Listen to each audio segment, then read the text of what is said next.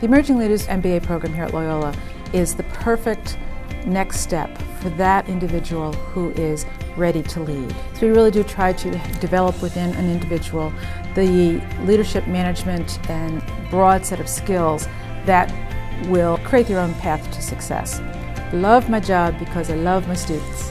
We are a comprehensive university. Our faculty are teachers as much as they are researchers, and that teaching component cannot be underestimated. The environment at Loyola University and in our Emerging Leaders MBA program particularly is energizing.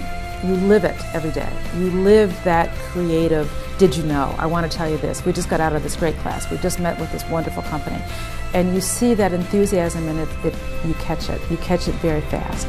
It's being able to maneuver and think strategically while acting tactically throughout.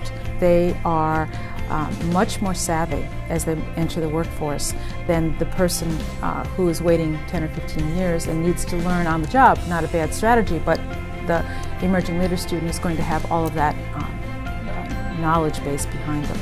That's important in today's world because knowledge is power. It's a knowledge economy. And in the Emerging Leaders program, that happens. And it happens immediately and then can inform a long and very successful career.